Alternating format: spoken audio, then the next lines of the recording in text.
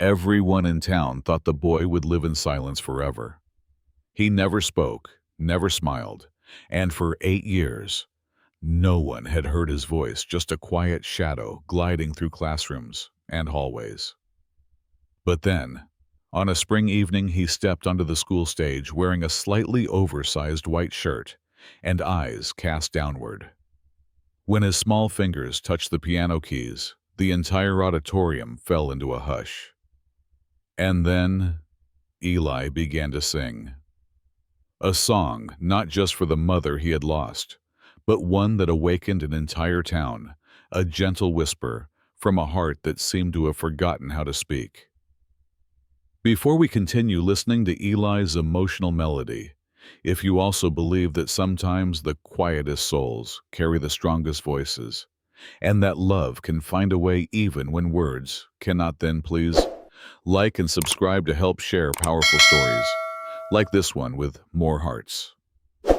And now, let's return to the story where a first song still echoes in the most beautiful silence. In the small town of Maple Hollow, where autumn painted every tree golden, and people still nodded hello when passing the corner grocery, nothing ever seemed to change. The school still hosted humble spring concerts, the church bells still chimed faithfully every Sunday, and children still played ball under the old chestnut tree. But in the weathered gray house at the end of Willow Street, something was very different. The boy who lived there wasn't like the other kids. He didn't play rough, didn't shout, didn't call out anyone's name. His name was Eli Rowan, 13 years old, always looking down, and his voice had never once been heard. Since his parents died in a car accident when Eli was just 5, he had withdrawn into a world of his own. Doctors diagnosed him with nonverbal autism. He had understanding, but didn't use spoken language to communicate. Not a single word in 8 years. Only the sound of the wind on the porch and the quiet footsteps of his grandmother Mavis kept him company in the little house filled with memories. Mavis was a widowed woman, her hair as white as morning mist, with thin, worn hands that once worked as a nurse in her youth. Now, she devoted all her time to caring for Eli, from meals to every small movement in his day. Though the boy had never uttered a word, she understood that his soul was not silent. He was just waiting for the right moment, the right way to speak. One gloomy March afternoon, as spring rain tapped gently on the porch roof, Mavis suddenly heard something, not the rain, not the neighbor's cat. She paused mid-dishwashing and tilted her head to listen more closely. It was the sound of a piano. Her heart pounded. The old upright piano against the living room wall, the one that had collected dust for nearly a decade since her daughter's passing, was now producing soft, hesitant, yet orderly sounds. She stepped out slowly, hardly daring to breathe. Eli was sitting at the piano. He didn't look at her, nor did he seem embarrassed. His small, slender fingers rested on the keys, each note rising, as if he were speaking, but with sound instead of words. From that day on, the piano was no longer just a dusty ornament. It became Eli's voice. He didn't play famous pieces. What he played came from within each day, a new creation, each song telling its own story. Some days were somber, like a late rain, others light as early summer sunlight. He sat for hours, never tiring, never needing a push.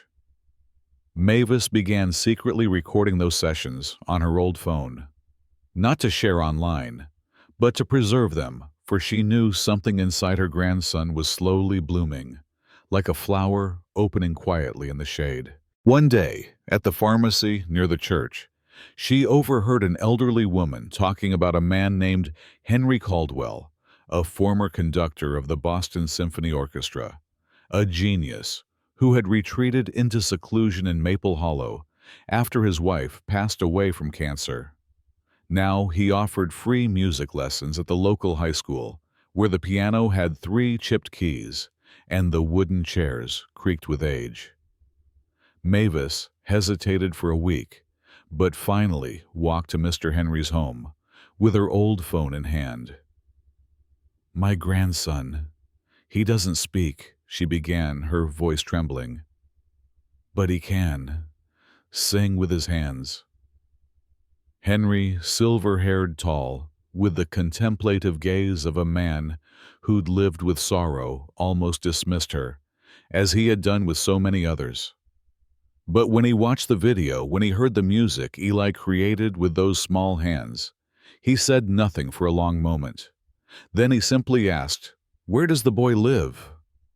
And that was where it all began. The next afternoon, Mr. Henry Caldwell stood in front of the small house at the end of Willow Street, where the geranium pots had withered after a long winter. He didn't knock right away.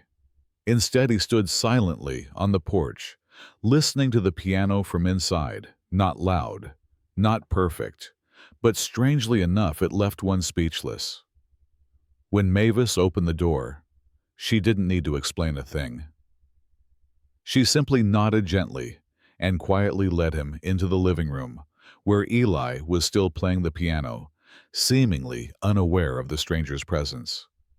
Henry didn't say a word.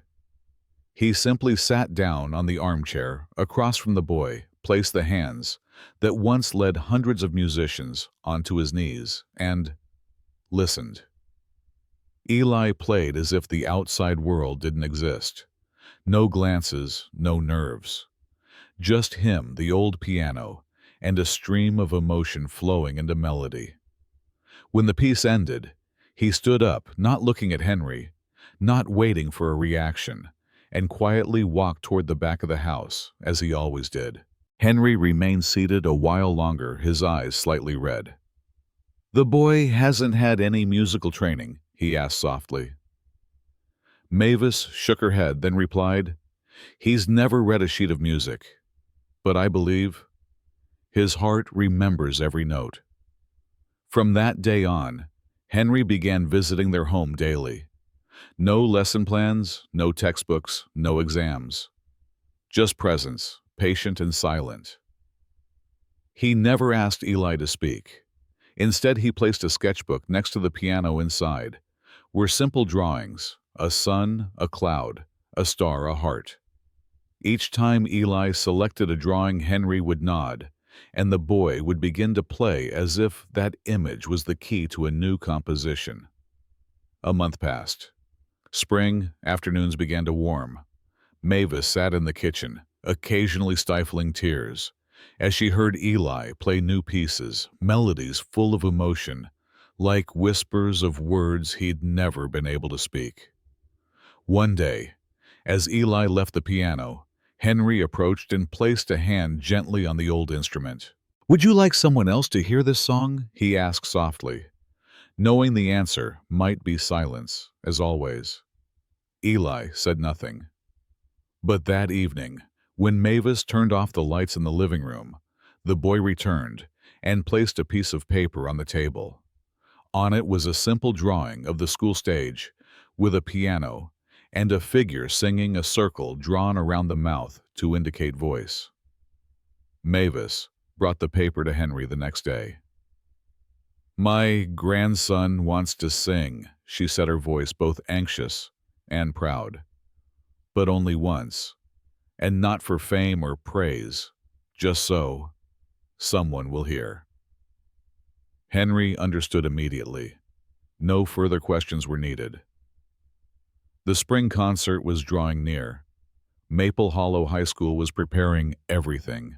The old stage was being dusted off, string lights were being rehung, and a modest microphone was attached beside the chipped piano. No one at school knew that the quietest boy in class, the one a few kids still teased as the class shadow, would be the final act. Henry arranged everything in silence. He didn't print Eli's name in the program. No grand introduction. Just one line, a special performance from the heart. Meanwhile, at home, Eli began practicing something new, singing. At first, it was just a faint hum, barely audible. But Henry listened patiently. Then, one afternoon, Eli sang the first line. I found you in the quiet where music never ends. His voice was weak, trembling, like a ray of light piercing a dense fog. But Henry jumped to his feet, eyes brimming with tears. You're not just playing music, he whispered. You're coming back to life. Every afternoon, in the little house at the end of Willow Street, the sound of piano echoed once again. But now it was no longer alone. Between the gentle melodies, a soft voice had emerged, like the whisper of wind through an old wooden window frame. Eli was no longer afraid to sing. He didn't sing loudly nor clearly like the performers on big stages, but each word, each note, seemed drawn from the depths of his heart, so sincere and raw, it left listeners breathless. Mr. Henry didn't correct mistakes or demand more. He simply sat quietly beside the piano, tilting his head as if watching a precious sunset, something that cannot be rushed, only cherished. On one chilly afternoon, Henry placed a small piece of paper on the piano. On it was a single line, "To Mom, I still hear you in the stars."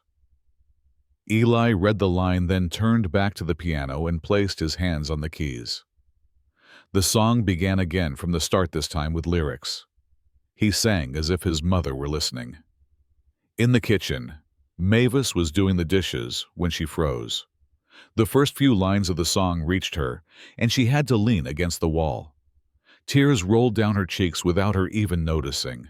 At the very end, when Eli sang the final line, "And when I play, I still believe you're here with me someday," she stood still for a long moment, then quietly whispered, "Your mother will hear it, Eli. I believe that with all my heart." Maple Hollow High School was preparing for the spring concert as it did every year. Paper flags were strung along the hallways. Student-made tissue flowers filled vases. On stage, twinkle lights were carefully checked, and the performance list was printed and posted on the teacher's door. No one, no student or parent suspected there would be a special act. The name Eli Rowan did not appear on the list. He was still the quiet shadow in the classroom, the boy who never raised his hand, never stepped on stage. Mr. Henry had decided Eli would be the final act, not to create surprise, but to ensure that the audience was seated silent and ready to truly listen. 3 days before the performance, Henry brought a small gift to Eli's home, a crisp white shirt with the letter L embroidered on the cuff, short for his mother's name, Lillian. "So your mother can go on stage with you," he said, his voice deep and warm. Eli didn't say a word, but he hugged the shirt to his chest and smiled, the first smile Henry had ever seen on the boy's face. That night, Mavis sat alone on the porch gazing at the stars. The breeze drifted across the porch, carrying the scent of early magnolia blooms. She was worried. How could she not be? The whole town would be there, and Eli, the child she had shielded from the world for nearly a decade, was about to stand beneath stage lights in front of hundreds of unfamiliar eyes. As Eli stepped out onto the porch, she took his hand. "You don't have to do anything to please others," she said. "But if you sing for your mother, I'll be there listening to every note." Eli didn't answer, but he sat beside her, looking up at the sky. A shooting star streaked across the far edge of the horizon. That evening, the school auditorium stage began to buzz with energy. Parents arrived early, carrying flowers and phones ready to record. The opening acts included hesitant violin solos, a children's choir, and a sweet duet that made the audience burst into laughter. At last, the student MC stepped up to the microphone. "The final act is a special gift from the heart. No one really knew what that meant. The lights dimmed. Eli stepped out. A white shirt just a little too big. He sat at the piano, not looking at the crowd, and he began. The melody rose gently like a night breeze, soft but deeply felt. And then he began to sing. His voice cracked in the first line, trembled in the second. But then it steadied like a sapling finding the sun. I found you in the quiet, where music never ends. In the very first moment Eli's voice rang out, the auditorium of Maple Hollow High School fell completely silent. Not from surprise, but because of an emotion that suddenly rose without explanation. That opening line, as fragile as morning mist, carried something in its tone that made every elderly heart in the room, those who had lost loved ones, those who had tasted grief, tighten with quiet ache. Mavis sat in the fifth row, her trembling hands pressed to her chest, tears welling up before she even noticed. She didn't see the stage anymore. She saw her daughter Lillian once, standing at that very same piano, under the same soft lights, singing a song filled with love. Today, Eli was continuing that legacy with his own voice. Mr. Henry stood backstage, one hand placed over his heart. He had once conducted orchestras with hundreds of musicians, had performed in the grandest concert halls in the country, but he had never seen an audience so still. No coughing, no phones, not even a sharp breath. Eli kept singing each word, pulled from his heart and stitched together with unspoken memories. Though your hands are gone, your warmth remains. Each word was a farewell, but also a way of holding his mother close. The notes weren't polished or ornate, but they reached deep into the hearts of those who had known loss.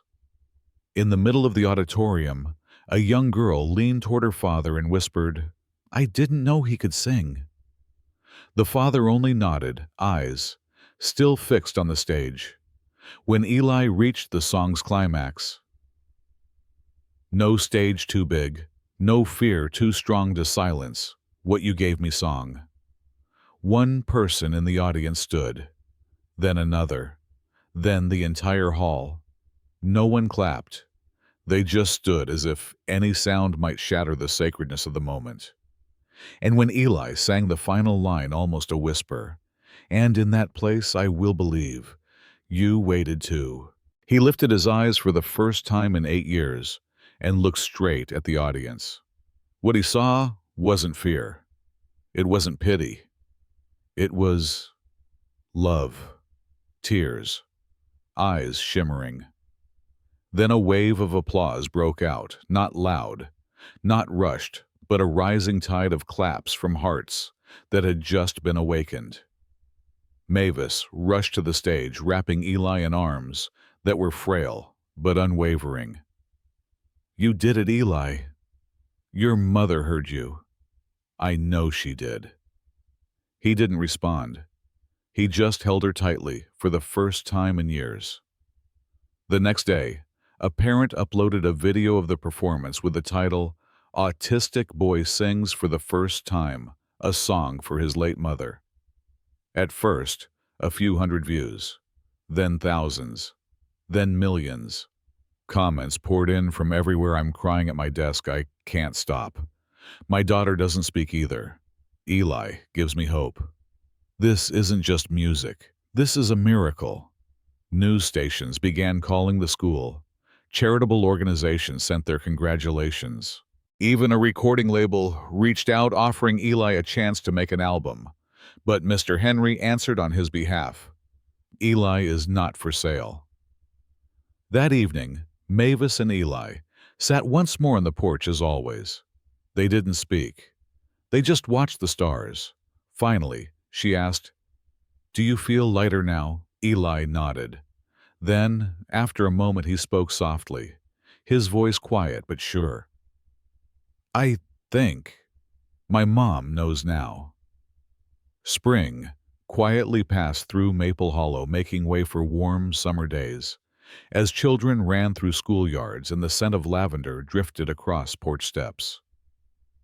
But something had changed in that town, not because of the weather, but because of the voice of a boy who once lived in silence.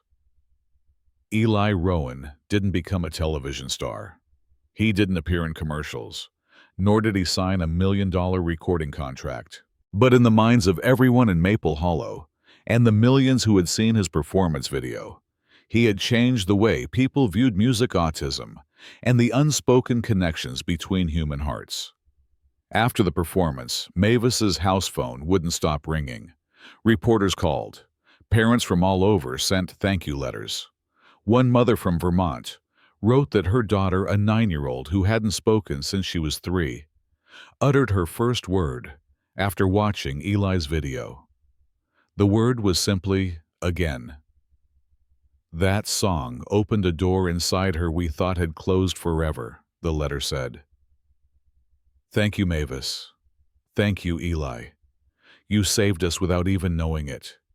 Each letter was like a new ray of light. But Mavis and Henry both knew Eli needed to stay at peace. They declined every commercial offer.